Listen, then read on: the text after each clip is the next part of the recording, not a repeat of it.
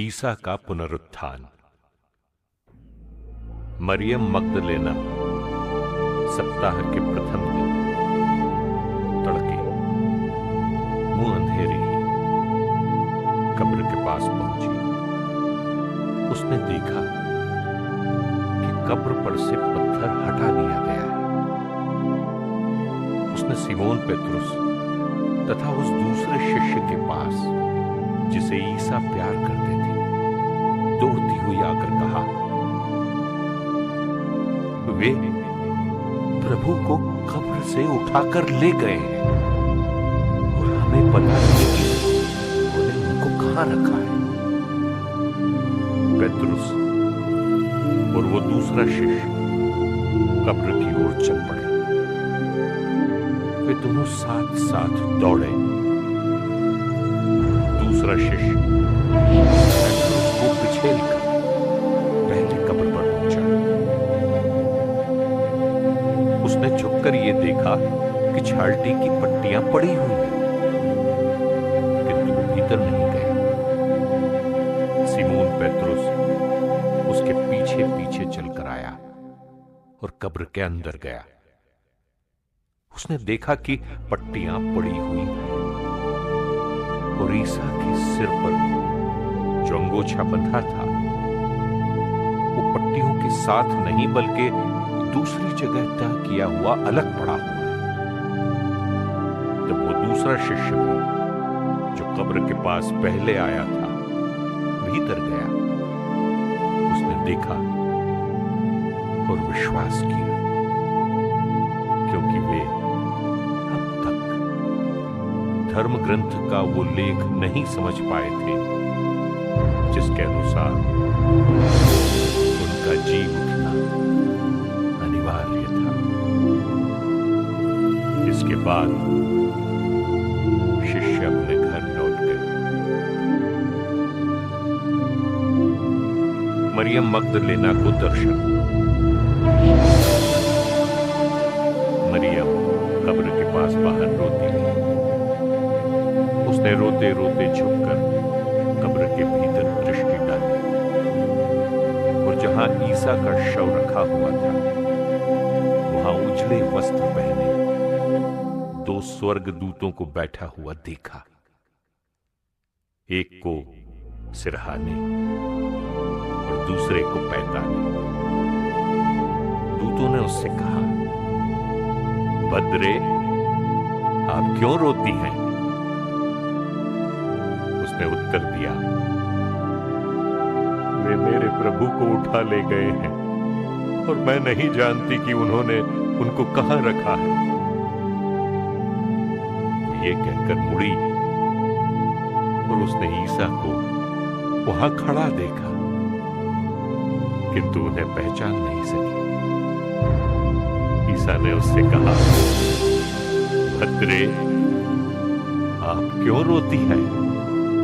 किसे ढूंढती हैं? मरियम ने उन्हें माली समझकर कहा, महोदय, यदि आप उन्हें उठा ले गए तो मुझे बता दीजिए कि आपने उन्हें कहां रखा तो मैं उन्हें ले जाऊंगी। इस पर ईसा ने उससे कहा, मरियम। उसने मुड़कर इब्रानी में उनसे कहा, रब्बोनी, अर्थात गुरुवर। ईसा ने उससे कहा, चरणों से लिपटकर मुझे मत रोको। मैं अब तक पिता के पास ऊपर नहीं गया। मेरे भाइयों के पास जाकर उनसे ये कहो कि मैं अपने पिता और तुम्हारे पिता, अपने ईश्वर और तुम्हारे ईश्वर के पास ऊपर जा रहा हूं। मरियम मगदलेना ने जाकर शिष्यों से कहा, मैंने प्रभु को देखा है और उन्होंने मुझे ये संदेश दिया। प्रेरितों को दर्शन।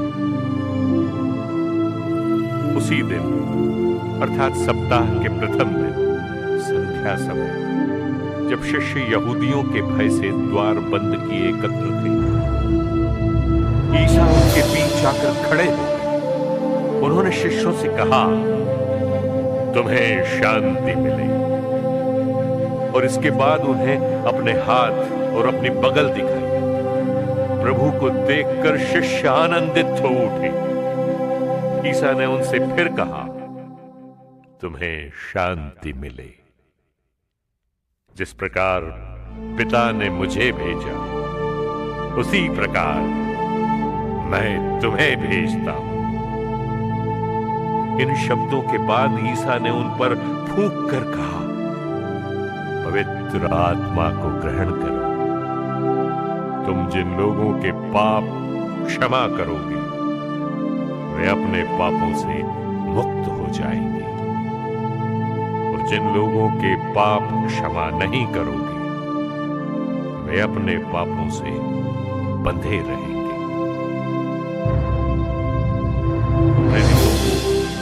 द्वितीय दर्शन।